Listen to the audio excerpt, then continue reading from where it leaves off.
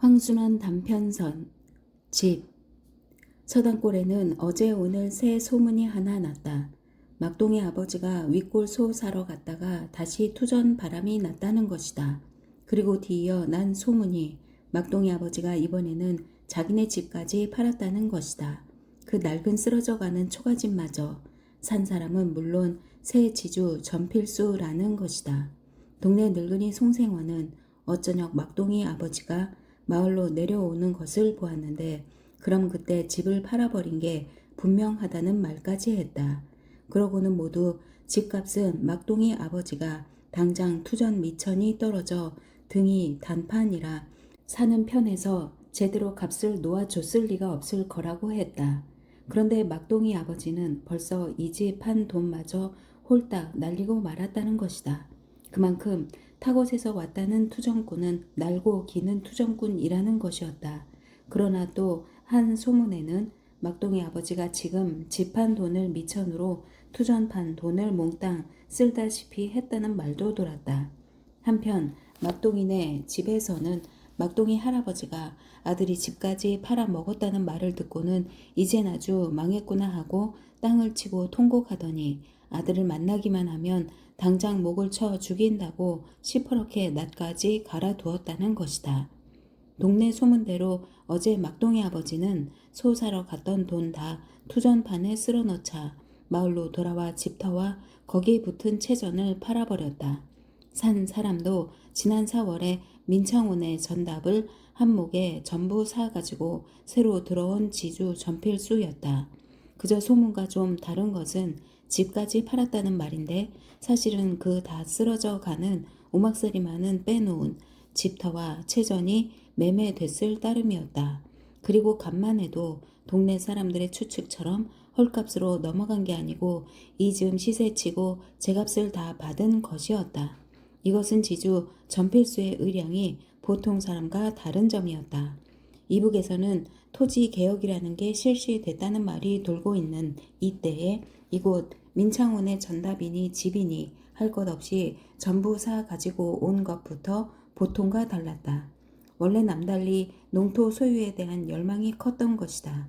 손바닥만한 소작농으로 평생을 고생과 굶주림으로 허덕인 할아버지와 아버지를 바라보며 자라는 동안 그의 마음을 떠나지 않은 것은 어떻게 하면 넉넉한 농토를 한번 가져보느냐 하는 생각뿐이었다.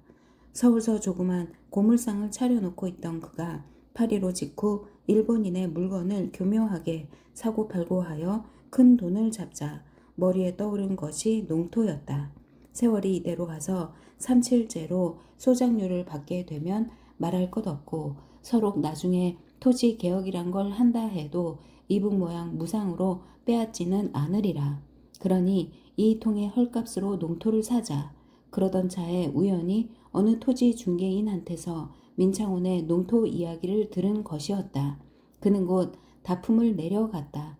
거기서 전필수는 그곳 사람 송생원을 만나 민창원애가 8.15 직후 동네 사람들에게 쫓기어 서울로 올라갔다는 사실과 그가 다시는 은혜도 아무것도 모르는 무지한 농사꾼과는 마주 서지도 않겠단다는 사실을 알았다.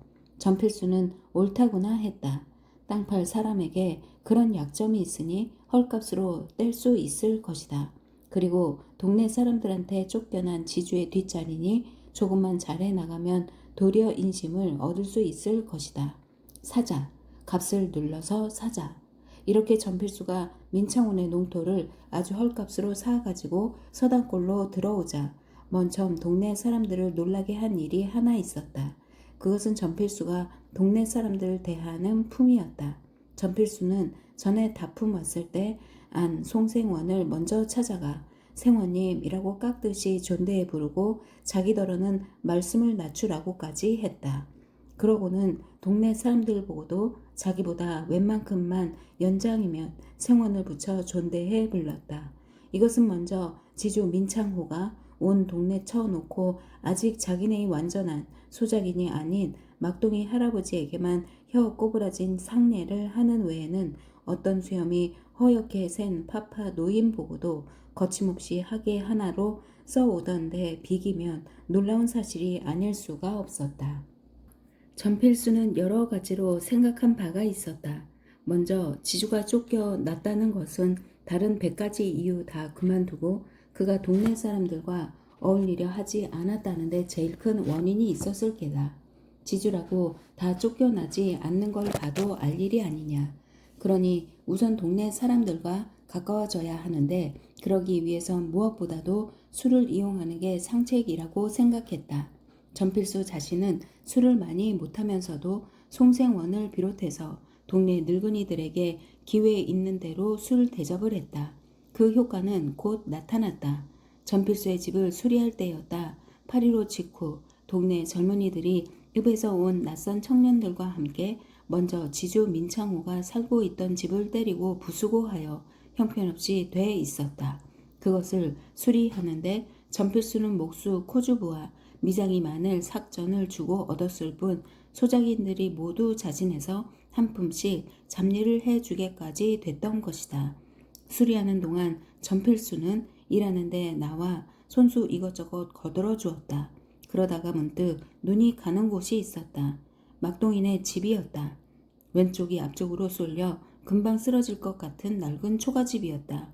이제 이 초가집이 쓰러진다면 자기네 바로 집 뒤 낙숫물 듣는 밑을 둘러싼 돌 담장을 다치게 될 것이었다. 그렇도록 전필순의 뒷 담장과 이 막동인의 집은 맞붙어 있었다. 전필수는 처음 다품 왔을 때 느낀 것이지만 이곳으로 자기가 오게 되는 날이면 꼭 이 초가집 털을 사 넣어야 하겠다고 마음먹었다. 그것은 단순히 서 있는 대지와 대지에 붙은 너른 채전을 합치면 네모 반듯한 땅이 500여 평은 실이 될 것이었다. 전필수는 이 초가집 터와 채전을 쓸모 있게 이용하자는 것이었다. 거기에다가 과일나무 같은 것을 심으리라. 그것이 크기까지는 그냥 간작을 해먹을 수 있고 그것이 다 크는 날이면 수입이 괜찮으리라. 더구나 앞으로 토지 개혁이라는 것이 실시된다 해도 자기가 손수 다루던 땅만은 그냥 자기 것이 된다니 온갖 힘든 품이 드는 농사일이랑 자기로서 그다지 많이는 손 못 댈 것이고 그저 이런 뒤 울 안에 자기 같은 사람도 자주 돌보기만 하면 되는 과일나무를 심어 자기 것을 만들어 두는 게 상책이다. 그러니 아무쪼록 기회가 닿는 대로 이 터전을 사 넣도록 하자. 사실은 전필수뿐 아니고 먼저 지주 민창호도 이 터전을 사 넣으려고 했다. 그러나 민창호는 그저 큰 집 뒷뜰이 좀 널찍해야지 너무 좁다는 생각에서였다. 그래 동네 소작인 늙은이들을 내세워 몇 번 막동이 할아버지에게 보내보다가 5, 6년 전 민창호가 자기네 낡은 집을 헐고 새로 부연 달린 지금의 집으로 바꿔 세울 계획을 하면서는 매일이다시피 사람을 보냈다. 그러나 막동이 할아버지는 번번이 그냥 돌려보냈다. 작년부터는 민창훈의 밭을 붙이는 자기이기도 했지만 그때까지는 자정농으로만 내려오던 막동이 할아버지가 자기네 땅떼기 가운데 그중 아끼는 집터와 채전만은 자기 눈에 흙 들어가기 전에는 못 팔겠다는 것이었다. 민창호도 이 아직 완전히 자기 손아귀에 들어오지 않은 사람일 뿐더러 고집이 센 막동이 할아버지를 어쩔 수 없어 그럼 어디 견뎌보라는 듯이 고래 같은 기와집을 숨이 막히도록 막동이네 집에다 바싹 들이대어 지었던 것이었다. 이런데도 안 팔고 견디겠느냐고. 그러나 전필수는 이 막동인의 터전을 사는 방법에 있어서도 민창호와는 완전히 달랐다. 전필수는 처음부터 이런 일이란 이편에서 사람을 내세운다 어쩐다 덤빌 것이 아니라 그저 좋은 기회가 오기를 기다리는 게 제일이라고 생각했다. 전필수는 이 막동인의 터전을 사기 위해 사람을 내세우기는커녕 누구에게나 비록 술 좌석에서라도 비치는 법조차 없었다. 그저 아무 때고 좋은 기회가 오기만 기다리는 것이었다. 그리고 이 좋은 기회란 언제고 오고야 만다는 것을 믿고 있었다. 그런데 이 좋은 기회가 뜻밖의 속히 와 닿았다. 막동이 아버지가 몸소 자기네 터전을 안고 전필수 앞에 나타난 것이었다. 전필수는 그때까지 막동이 아버지가 투전꾼이었다는 것을 전혀 모르고 있었다. 하기는 막동이 아버지가 투전을 끊은 지도 어언간 1년이 넘어 이 즈음은 동네에서 그런 얘기가 입에 오르내리지 않고 있었으니까. 전필수를 찾아온 막동이 아버지는 천연스레 말했다. 그럼 이 꼴에 황소 한 마리 팔게 낳는데 살련듯 돈이 좀 모자라 그러니 자기네 터전을 잡고 좀 돌려달라고.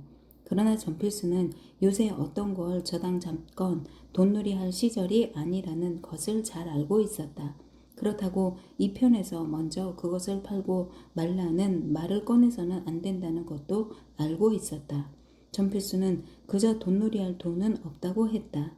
급해진 막동이 아버지는 전에 민창호도 자기네 터전을 사려 들었으니 이 새 지주도 그것을 사라고 하면 그렇게 할지도 모른다는 생각에 숫째 사버리라고 했다. 이제야 고기는 낚시를 문 것이었다. 전필수는 정 그 소를 사야겠으면 마침 자기네도 우차 사려던 돈. 전필수는 금년에 벌써 물자리 좋은 논 두 떼기를 자작의 형식으로 붙였다. 있으니 그거로라도 어떻게 해보자고 하면서 마지못해 응하는 체했다. 그리고 땅값은 막동이 아버지가 달라는 대로 매평 10원씩을 아무 애누리 없이 그냥 주기로 했다. 이런 흥정만은 값을 깎든지 해서 저편에서 아쉬운 뒷맛을 주어서는 안 되는 것이다. 단지 낡은 집이나 마저 그 값에 넣자는 말을 할까 하다가 그것도 그만두고 말았다. 원래가 집이 소용되는 게 아닌데다 자기가 사서 헐어버리지 않더라도 이 초가집은 금년 안으로 헐고 다시 짓지 않을 수 없으리라.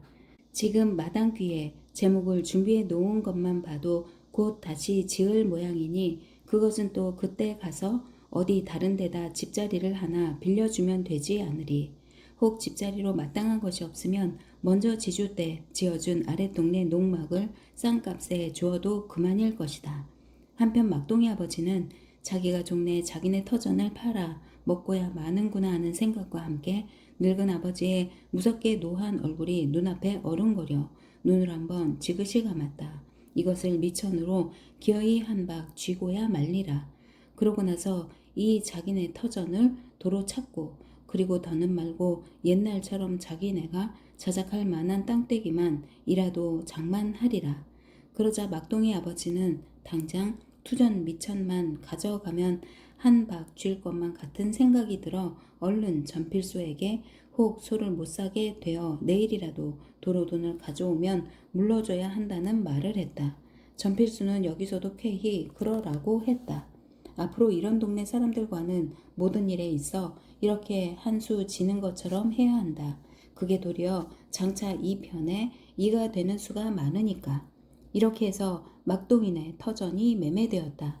그러니 동네에 말이 돈 것처럼 막동이 아버지가 등이 달아 파는 것이라 사는 편에서 제값을 놓았을 리 없다는 것은 틀린 소문이었다. 막동이 아버지가 이 터전판 돈을 몽땅 잃었다는 거나 반대로 투전판 돈을 모조리 쓸다시피 했다는 소문만은 둘 다 날만도 했다. 처음에 막동이 아버지는 터전 팔아간 돈을 거진 때였다. 그러다가 몇 박 연달아 잘 쥐어서 굉장히 따기도 했다. 그러나 막동이 아버지는 언제나처럼 적당한 시기를 가려 자리를 뜨지 못했다. 그래 다시 떼이기 시작한 것이었다. 대개 잡기의 패가 망신하는 것이 이 적당한 시기를 가려 자리를 일어나지 못하는 데 달렸다고도 할 수 있는 것이다.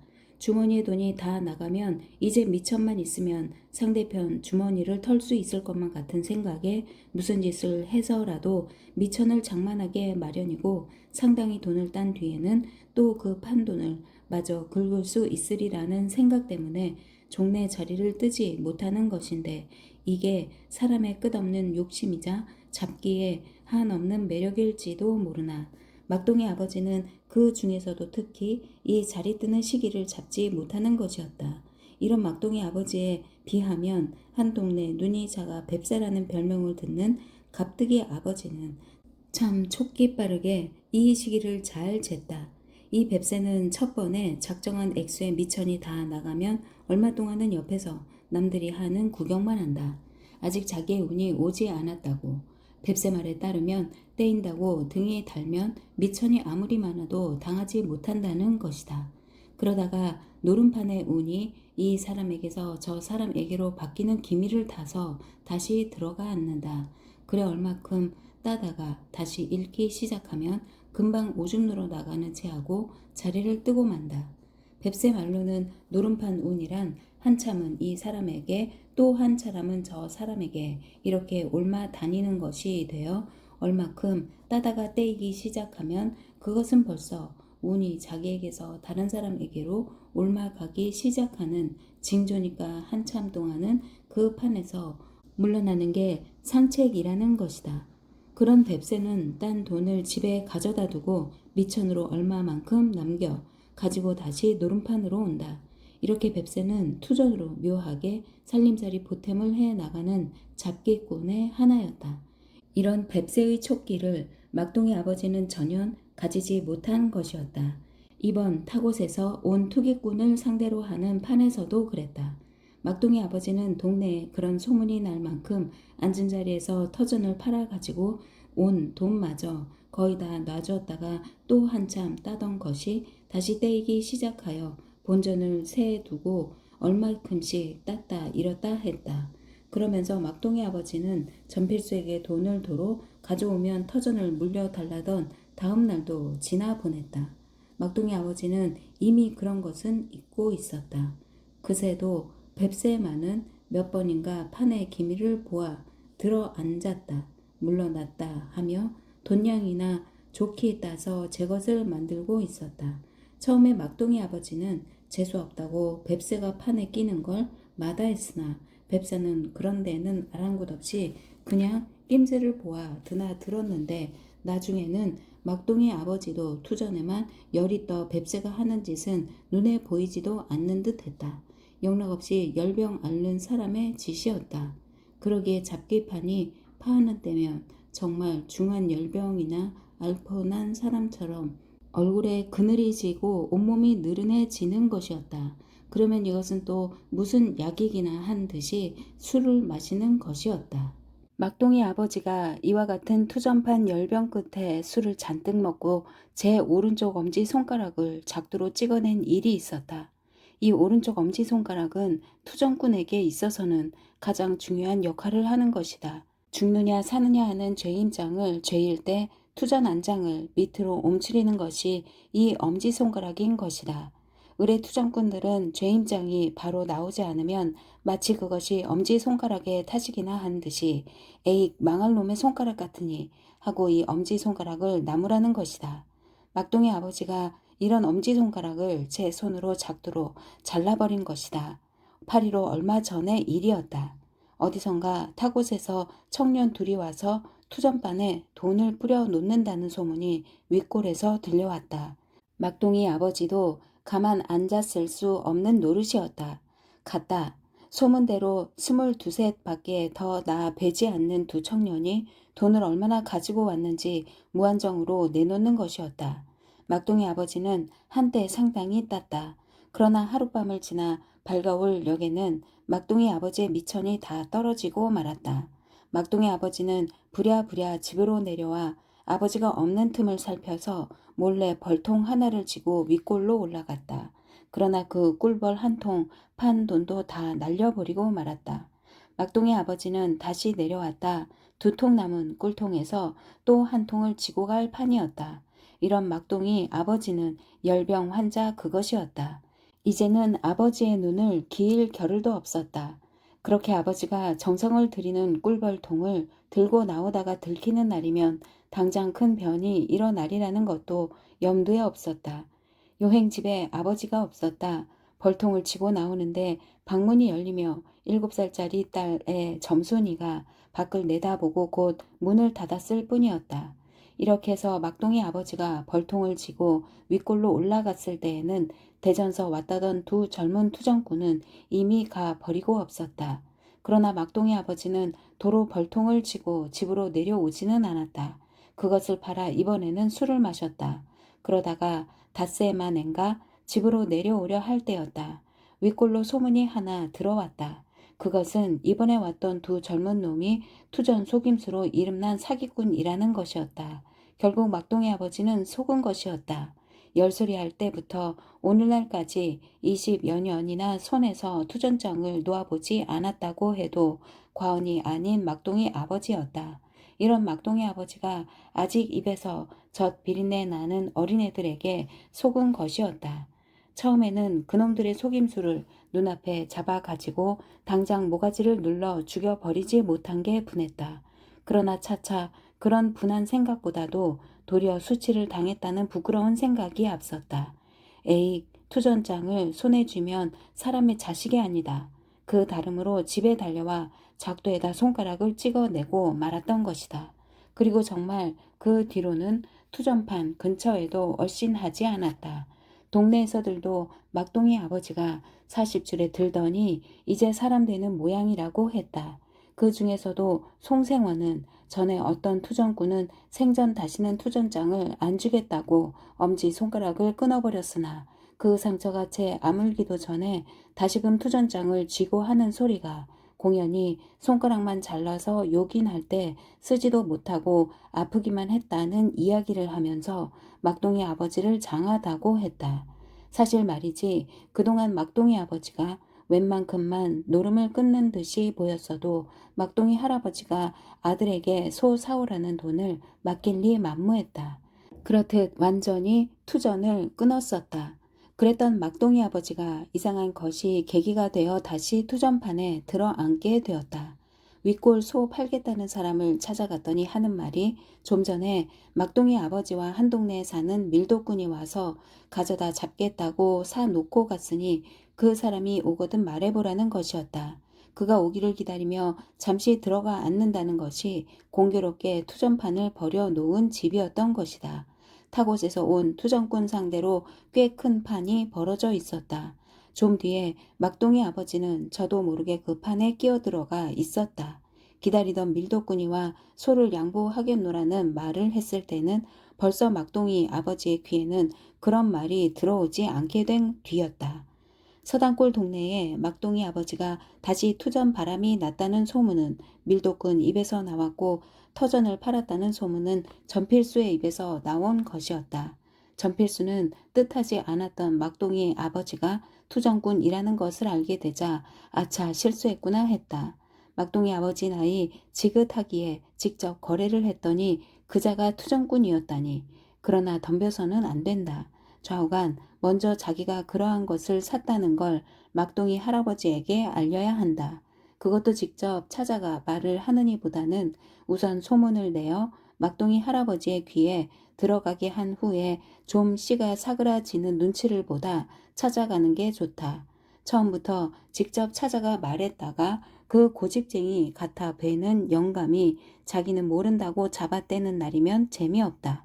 전필수의 생각대로 막둥이 할아버지는 이 소문을 듣자 집으로 돌아오면서 소리소리 질렀다. 이젠 아주 망했구나. 목을 쳐 죽일 놈아. 소 영각 같은 고함 소리였다. 그 낡아 기울어진 초가집이 금세 무너 앉을 듯한 고함 소리였다. 이래서 동네에서는 아들이 들어오면 목을 쳐 죽인다고 시퍼런 낯을 갈아두었다는 말이 났지만 실상은 막둥이 할아버지 자신이 제 목을 쳐 죽고 싶은 심사였다. 이제 터전마저 팔았으니 자기네가 다시 일어서 보기란 정말 틀려버린 것이었다. 남은 것이라야 못에 바닥같이 물이 잦는 그것조차 손바닥만한 천둥지기 논 한 떼기와 자갈밭 한 떼기였다.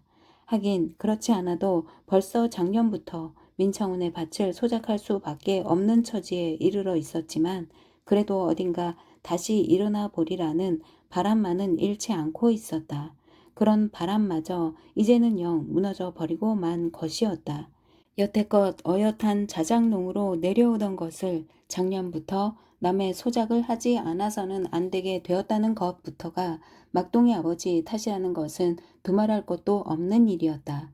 그러나 거기에는 3년 전에 막둥이 할아버지가 일처리 잘못한 탓도 있었다. 빚을 갚기 위해 샘논을 민창호에게 넘긴 것까지는 할 수 없는 일이었으나 개똥밭을 민창호에게 판 것만은 큰 실수였다. 막둥이 할아버지의 속셈은 개똥밭을 팔아가지고 그 밭에 새 곱은 실이 되는 야산을 사 최무지 개간을 하여 완전한 밭을 만들려는 데 있었다. 막동이네 식구로서는 적어도 그만한 넓이의 땅은 더 있어야만 1년 계량을 댈 수 있는 것이었다. 그리고 막동이 할아버지는 생각한 것이었다. 땅이란 원래 기름진 땅이 있는 게 아니고 거르고 다루는데 달린 거라고. 개똥밭만 해도 어디 본시부터 개똥밭이었나? 막동이 증조 할아버지가 겨울이니 여름이니 할 것 없이 이른 새벽 누구 일어나기 전에 동네로 다니면서 개똥을 주워다가 거른 때 문이지. 그게 어디 쉬운 일이냐마는 세상일 치고 힘 안 들이고 되는 일이란 하나도 보지를 못했다. 무엇보다 최무지 땅에 대해서는 3년간 공출이 없다지 않느냐. 그래 야산을 사가지고 최무지를 시작한 것이었다. 예상했던 몇 배의 품과 힘이 들었다. 막동이 어머니는 물론 막동이와 점순이까지 나무 뿌리를 뽑는다, 돌을 들추어낸다 했다. 그러나 워낙 품이 많이 드는 데다가 기경머리는 닥쳐오고 해서 채 나무 뿌리나 돌들도 제대로 추려내지 못하고 그러니까 보습으로 갈지도 못한 땅에 삽과 호미를 쪼아 가지고 보리를 심었다. 나달이 될 리 없었다. 걸음이라도 제대로 줬으면 모를 일이었다. 기경머리까지만 해도 걸음일랑 최무지 땅을 위주해서 내리라 했건만 막상 닥쳐놓고는 아무래도 좀 더 확실성이 있는 원밭에다 걸음을 내고 말았다. 최무지 땅에는 공출이 없으니 거기다 걸음을 내야 한다고도 생각해 보았지만 원밭의 나달이 잘 안 돼 공출이 모자라면 최무지의 소출로라도 충당을 해야 하니 결국 마찬가지였다. 그럴 바에야 좀 더 확실성이 있는 원밭에 걸음을 내는 수밖에 없었다. 막동이 할아버지는 보리 종자를 뿌리면서 얼마나 여기다 그 암모니아라는 금비를 더도 말고 단 한 가마만이라도 먹여봤으면 했는지 모른다. 그러나 이것은 막동이네로서는 도저히 바랄 수 없는 일이었다. 다음 해에나 좀 잘 걸어 볼 밖에. 그러나 다음 해에도 기경머리가 되어서는 별 수 없이 얼마 되지 않는 걸음을 거의 원밭에다 내고 말았다. 그 해에는 좀 낫다는 것이 종자를 거둔 정도였다. 그런데다 큰일 날 일이 하나 생겼다. 최무지 땅에 대한 공출이 나온 것이었다. 면에서 하는 말이 금년에는 군에서 배당된 공출량이 워낙 세어서 최무지 땅에까지 부담시키지 않을 수 없게 됐다는 것이었다. 그래도 막동이 할아버지는 공출 동료가 한창 심해갈 무렵까지도 다른 땅과 달라 좀 용서가 있으려니 했다. 그러나 이미 나온 공출 수량은 무슨 일이 있어도 책임을 져야 한다는 것이다. 막동이 할아버지는 그러면 거기서 난 것을 몽땅 낼 터이니 타작할 때와 지켜보라고 했다.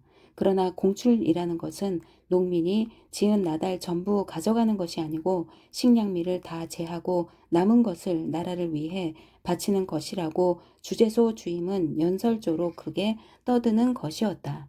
나중에는 아들놈 투전질 시킬 줄은 알면서 나라 위에 공출할 줄은 모르냐고 늙은이 어깨를 마구 잡고 흔드는 것이었다. 막동이 할아버지는 맞아 죽는 한이 있어도 최무지 땅에서 난 소출 이상은 더 못 내겠다고 마음먹었다. 정말 늙은 자기 혼자 맞아 죽는 게 낫지 다른 데 소출해서 그나마 식량이라고 조금 재해 받은 나달마저 들이밀었다가는 그야말로 온 집안 식구가 굶어 죽을 판이다. 맞아 죽자. 그러나 며느리와 아들이 보다 못해 남은 나달을 마저 져야 마치고야 말았다. 최무지 땅을 그냥 가지고 있을 수가 없었다. 팔아야 했다. 내년에 공출이 무서워서도 팔아야 했다. 그러나 그런 걸 누가 살 리 없었다. 그런대로 민창호가 전에 막동이 내가 야산으로 살적 그 값이면 사겠다고 나섰다. 그새 많은 품을 들여 밭을 만들어 놓은 값이 있지 않느냐고 해봤으나 그 대신 산에 섰던 나무를 쳐서 가지지 않았느냐는 것이다. 그리고 요즘 세상에 공출이 무서워서라도 그까지 땅 거저 가지래도 누가 안 가질 거라는 것이다. 그건 옳은 말이었다. 그 값에라도 팔 수밖에 없었다. 그리고 우선 그것으로 연명을 해 나가야만 했다. 그러고도 막동이 할아버지는 또 뒤이어 내년에 붙일 밭 걱정을 해야 했다. 이제부터는 민창원의 토지를 한 부분 소작으로 얻는 수밖에 없었다. 막동이 할아버지는 이왕 민창훈의 토지를 얻어 붙일 바에는 연전에 자기네가 판 개똥밭을 얻어 붙이려 했다. 막동이 할아버지는 민창호를 찾아가 그런 말을 했다.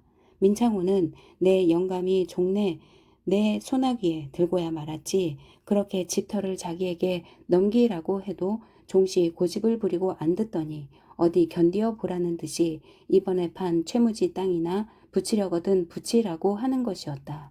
막동이 할아버지는 하는 수 없었다. 그 땅을 붙일 터이니 아모니 2가마만 달라고 했다.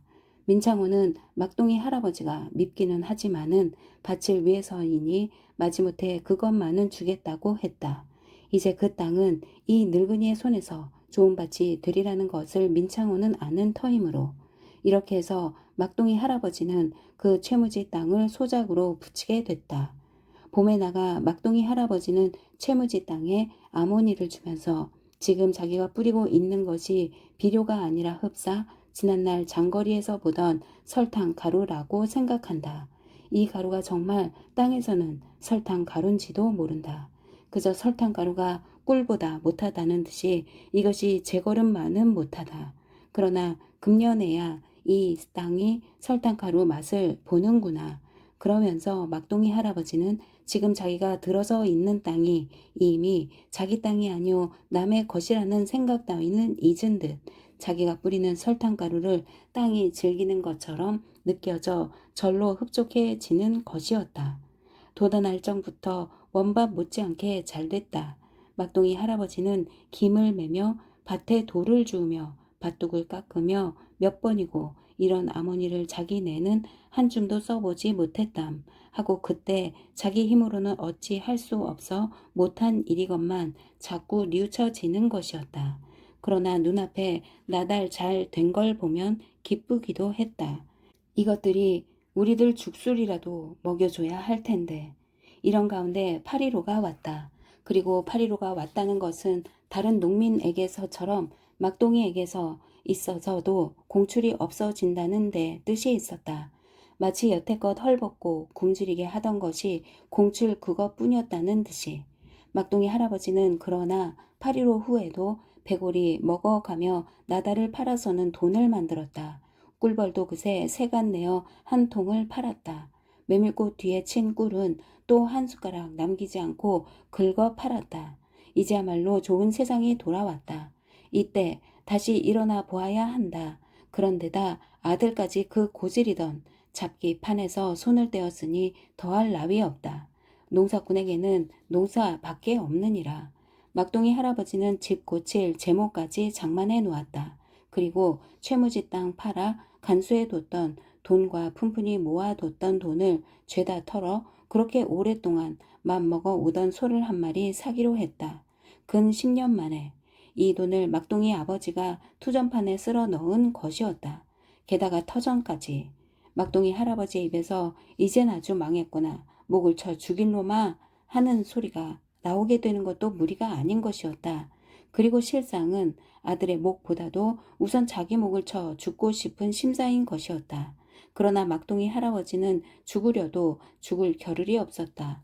다른 것은 다 그만두고라도 그 논바닥이 드러날 적마다 풀투성이가 되곤 하는 천둥지기의 김은 어떻게 하느냐. 막동이 할아버지는 우선 들로 나가야 했다. 이런 막동이 할아버지를 전필수는 자기가 붙이는 논의 물꼬를 보러 나갔다가 멀찌감치 보고 이제는 좀 씨가 사그라진 모양이다 했다. 그날 점심때 전필수는 막동이 할아버지가 집에 돌아온 틈을 타서 찾아갔다. 막동이 할아버지가 다시 들러 나가려고 집을 나서는 참이었다. 막동이가 학질로 몹시 앓고 있어 나가는 길에 약이 된다는 할미꽃 뿌리를 캐 들여보내려고 점순이를 데리고 나가는 길이었다. 지가 이번에 큰 실수를 했습니다. 전 막동이 아버지가 그런 데를 드나드는 줄은 꿈에도 몰랐습지요. 어디 그런 걸 알고서야 그렇게 할 이치가 있습니까? 전 좀 전에야 그런 말을 들었었죠. 생억에서 과히 납비 생각 말아주십시오. 지금이라도 물러드리겠습니다. 납비 생각하고 뭐고 있소. 그거 다 그놈이 죽을 정신이 들어 그리 된걸요. 물러주시겠단 말씀은 고맙지만 어디 그럴 돈이 있습니까? 전필수는 이 막동이 할아버지에게 물러주겠다는 너그러움을 보인 게 잘했다고 생각하면서 들리는 말엔 집까지 끼워가지고 무척 싸게 매매된 것처럼들 말하지만 애초에 집은 들지도 않았고 땅값만 몇 평 10원씩 쳤습죠. 없어진 돈이긴 하지만 간만은 그만하면 상당히 받았다는 생각을 일으키게 한 후 다시 글쎄 가격이 어찌됐든 막둥이 아버지가 그런 줄 알았으면 지가 단돈 5푼씩인들 걸 사고 팔고 하였겠어요. 전필수는 이번 일로 자기를 납비 생각 말라는 뜻의 말을 되뇌는 것이었다. 막둥이 할아버지는 죽일 놈은 역시 자기 아들놈이라고 생각했다. 뒷째로가 할미꽃 뿌리를 캐면서도 막둥이 할아버지는 그 생각뿐인 듯 점순이가 할아버지 무엇을 캐고 있느냐고 팔을 잡을 때야 지금 자기가 할미꽃 아닌 딴 풀뿌리를 캐고 있는 것을 알았다. 할미꽃 뿌리 둘을 캐 가지고 냇가루가 생선 배알이나 타듯이 말짱이 씻어 가지고 일어서다가 그제야 막둥이 할아버지는 내리쬐는 뜨거운 햇볕을 느낀 것처럼 할미꽃 뿌리를 흙이 안 묻을 잔디에다 널고는 거기 옷까지 벗어놓고 물속으로 들어갔다. 이제 눈 가운데 들어가 일할 걸 생각해서라도 이렇게 물속에 한번 들어갔다 나오는 게 좋겠다는 생각을 하면서 강물이 어른 배꼽에도 차지 않는 깊이여서 막둥이 할아버지는 무릎을 굽혀 물속에 목까지 담그고 두 손으로 얼굴에다 연거푸 물을 끼얹었다. 그제야 또 정신이 좀 드는 듯 점순이를 바라보며 너도 몇 가무렴 했다. 점순이 곧 물로 들어섰다. 이리 들어온 퍽 부드러운 할아버지 목소리였다. 그러나 점순이는 깊은 곳으로 들어갈 염은 못하고 무릎에도 차지 않는 곳에서 머뭇거리기만 했다. 할아버지가 이쪽으로 와 점순이를 덥석 안았다. 점순이는 깊은 물속으로 들어갈 것이 무서워 할아버지의 목을 꼭 껴안는다. 점순이는 할아버지 품에 안긴 채 물이 허리에도 와 닿기 전에 엄마! 소리를 지르며 자꾸 몸을 위로 솟구는데 할아버지는 또 아이고 넘어진다 넘어진다 하고 그냥 손녀를 물속으로 담근다. 그러는 막둥이 할아버지의 훌훌이 물 위에 뜬 흰 수염 앞쪽에서 앞옆는 입이 크게 벌어져 웃는다. 우글주글 컴컴하게 죽은 얼굴 속에 어디 이런 웃음이 있었던가 싶게. 그러나 점순이를 씻어주고 나와 옷을 주워 입는 막둥이 할아버지 얼굴은 또 어느새 좀 전에 웃음이 사라졌나 싶도록 컴컴하게 죽은 우글쭈글한 얼굴이 돼 있었다. 막둥이 할아버지가 잔디 위에 할미꽃 뿌리를 집어 점순이에게 쥐어주면서 엄마 갖다 줘라 하는 말소리도 좀 전에 그런 부드러운 말씨는 아니었다. 막둥이 할아버지는 곧장 자기네 논이 있는 아래골 쪽으로 걸어가는 것이었다. 소처럼. 이제는 어서 가서 논물이 채 마르기 전에 김을 매야겠다는 생각과 막둥이가 알아놓지 않았으면 그 어미도 나와 한 품은 덜었을 거라는 생각과 역시 죽일 놈은 아들놈이라는 생각을 짐처럼 끌고 막둥이가 할미꽃 뿌리를 귀에 꽂고 있었다. 그 할미꽃 뿌리가 어찌나 독한지 헝겊에 싸서 꽂았건만 하룻밤 새에 양쪽 귓속이 짜부라지게 부었을 뿐 확실해 듣는지는 알 수 없었다. 다음날 낮부터 막둥이는 다시 달달 떨다가 온몸이 불덩이처럼 돼버렸다. 일하기 분명했다. 방 안에는 아무도 없었다. 11살짜리 막둥이가 혼자 누워 있었다. 오늘은 막둥이 어머니도 들에 나가고 없었다. 점순이는 지금 앞마당 뙤약볕 아래서 혼자 소꿉질을 하고 있었다. 누더기 이불을 차 팽개친 채 열에 떠 누워있는 막둥이의 탄 입과 코에는 파리가 수두둑 붙어 있었다. 그래도 막둥이는 눈을 감은 채 꼼짝 안 했다. 가슴만이 이렇게 살아있다는 듯이 가쁘게 뛰었다. 그러고는 그저 조용했다. 쫙 열어 젖힌 문 밖도 그랬다. 점순이가 이따금 혼잣말로 종알거리지만 방안까지 들리지는 않았다. 어쩌다 한번 이 7, 8월 대낮처럼 길고 느린 닭 울음소리가 들렸다. 바깥 세상도 살아있다는 듯이. 그러나 그것은 지금 막둥이의 가슴이 뛰는 것보다는 퍽 느리고 약한 소리였다. 그 뒤에는 한층 더 조용할 뿐. 그때 벼랑간 점순이가 다급한 목소리로 오빠, 오빠 저것 좀 봐, 저것 하고 방 안으로 뛰어들어왔다. 막둥이는 못 들은 듯 움쭉을 안 했다. 오빠 저봐, 벌들이 벌들이. 그제야 막둥이는 그 충혈된 눈을 뜨고 그래도 귀에 꽂은 할머니 꽃 뿌리 때문에 잘 못 알아들은 듯이 점순이를 쳐다보았다. 점순이가 울먹울먹 해가지고 저봐 벌들 좀 봐, 벌 하며 손으로 벌통 있는 쪽을 가리켰다. 막둥이는 벌떡 일어났다. 보니 벌들이 세간 나가고 있는 것이었다. 벌써 바구니만큼 뭉친 벌떼가 꽤 높이 떠 순간순간 둥글게 됐다. 길쭉해졌다 하면서 서쪽 하늘로 움직여 가고 있었다. 큰일이다. 어느새 막둥이는 벌떼 뭉치를 따라 내달리기 시작했다. 할아버지가 며칠 전부터 벌 세간 내줘야겠다더니 종래 이렇게 됐구나. 이제 이 벌떼 뭉치가 첫 번에 가 앉는 것을 받아오지 못하면 아주 잃고 만다. 재작년엔 가도 벌 세간 내줄 것을 미처 못 내주어 저희끼리 세간 나간 일이 있었는데 그때는 뒷째가 앉은 것을 나무하러 갔던 동네 사람들이 알려서 달려갔으나 미처 받아 내릴 새도 없이 벌떼가 다시 날아가 막둥이 아버지, 막둥이 할아버지, 막둥이가 아무리 따라가도 종시 내려와 앉지를 않아 잃어버리고 만 일이 있었다. 오늘은 기어이 첫 번 앉은 데서 받아와야겠다. 막둥이는 히든거리는 다리로 뙤뼈 속을 큰일 났다고 애에 소리를 지르며 벌떼 뭉치를 따라갔다. 점순이는 또 점순이대로 어쩔 줄을 모르고 흑흑 흐느끼면서 오빠의 뒤를 따르고 벌떼 뭉치는 동구 밖 버드나무에 앉았다. 막둥이는 점순이더러 거기 있으라고 하고는 집 쪽으로 다름질 쳐 갔다. 좀 있다 주막 모퉁이로 나타나 이리로 달려오는 막둥이의 어깨에는 망태기가 메어져 있었고 망태기 속에는 벌통에서 꺼낸 소초 한 개가 들어 있었다. 막둥이는 버드나무 밑으로 오더니 숨을 돌릴 새도 없이 그냥 나무로 기어오르기 시작했다. 첫 가지를 붙들기 전에 맥없이 미끄러져 내리고 말았다. 숨을 좀 돌릴 밖에 없었다. 그러나 어디 앉는 것도 아니고 막둥이는 그저 나무를 아는 채 서서 한편 뺨을 나무에다 붙이고 눈을 감는 것이었다. 벌에게 여기저기 쏘여가며 소초에다 장봉든 벌떼 뭉치를 옮겨 망태기에 넣어가지고 집으로 돌아온 막둥이는 그만 방바닥에 고꾸라지듯이 나가 쓰러졌다. 입으로는 절로 으응 으응 앓는 소리가 새어나왔다. 막둥이여 누더기 이불을 씌워놓은 망태기 속에선 벌떼가 웅웅거리고 있었다. 어른들이 돌아오기까지 막둥이 동무나 해주려는 듯이. 다음날 아침 일찍이 집을 나서던 막둥이 할아버지는 눈여겨보지 않은 며칠 새의 집이 알아보기에 더 기울어진 것을 발견했다. 처음 보는 사람이면 금방 넘어질 것 같아 집 가까이 오기조차 꺼릴 지경이었다. 그렇다고 당장 손질할 형편도 못 되는 막둥이네는 하는 수 없이 나무 같은 것이라도 기울어진 데를 임시 버텨보는 수밖에 다른 도리가 없었다. 동네 목수 코주부를 불러가지고 집 고치려고 구해다 둔 제목 가운데서 나무 몇 개를 골라내고 있는데 앞 돌담 모퉁이를 돌아 전필수가 이리 오는 것이 보였다. 바로 이런 시기가 오기를 엿보고나 있던 듯이. 이거 원 어디 나무 한두 개로 버텨가지고 되겠습니까?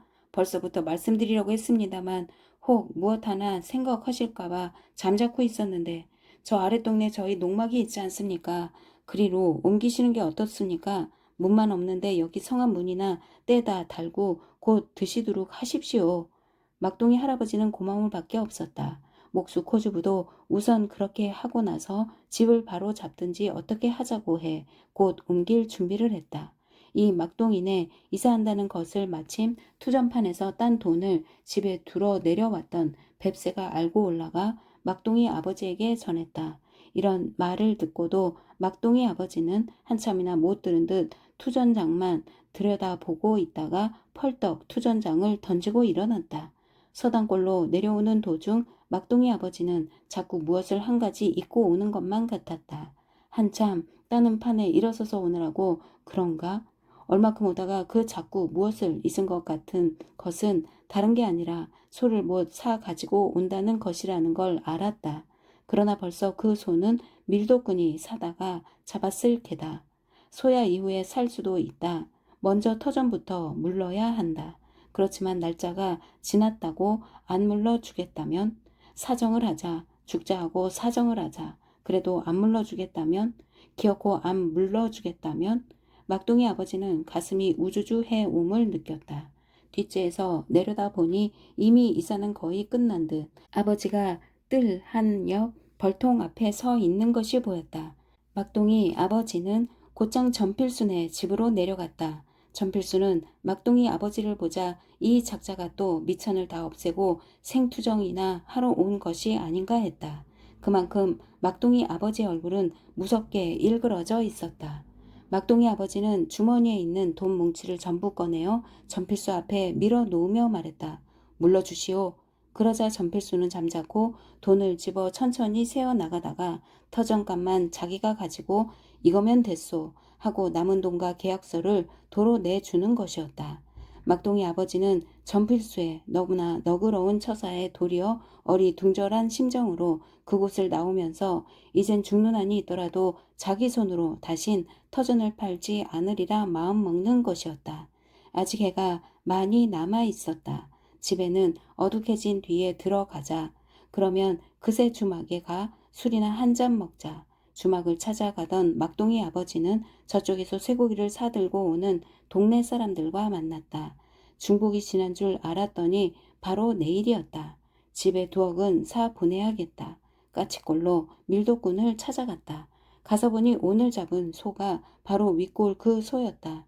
고기 2근을 사가지고 동네로 들어와 거기 놀고 있는 한 애를 시켜 집에 보내고는 그 길로 주막으로 갔다. 소낙비라도 오려는지 고추 잠자리들이 나지막이 날고 있었다.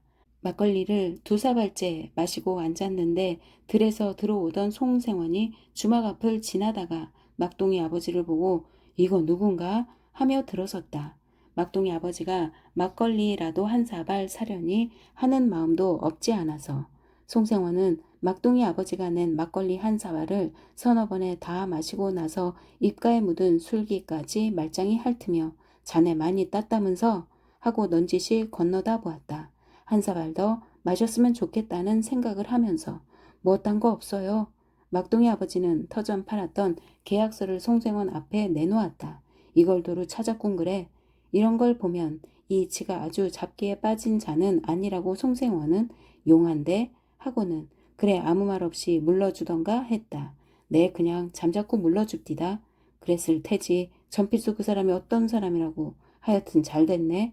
그러니 오늘은 이 사람이 한턱 낼 만도 하다고 이번에는 송생원이 직접 주모에게 막걸리 1사발을 더 청했다.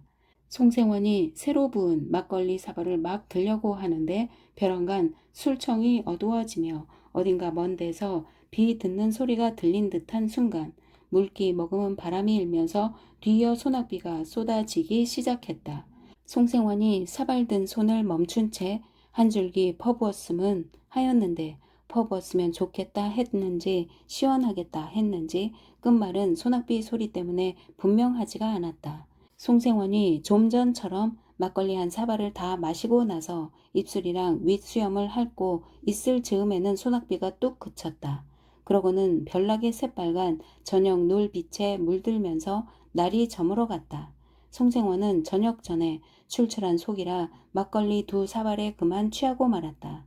송생원은 아까부터 묵묵히 막걸리만 들고 있는 막둥이 아버지에게 자네 참 용한 애만 아마 못 될걸. 거 봐. 다시 안 할 것처럼 손가락까지 자르고서도 그러다가 취한 속에서도 술을 얻어 먹으면서 이런 말을 해서는 안 되겠다는 생각이 든 듯. 그래도 자넨 참 용해. 팔았던 땅을 도로 찾고 참 자네 이참에 집 새로 짓게. 자넨 참 용해. 하지만 자네 두고 보게. 송생원은 취한 탓인지 막둥이 아버지에게 좀 듣기 좋은 소리를 한다는 것이 또 엇나갈 것 같아 그만 자리에서 일어나며 아니 난 가보겠네 하고 밖으로 나가버렸다.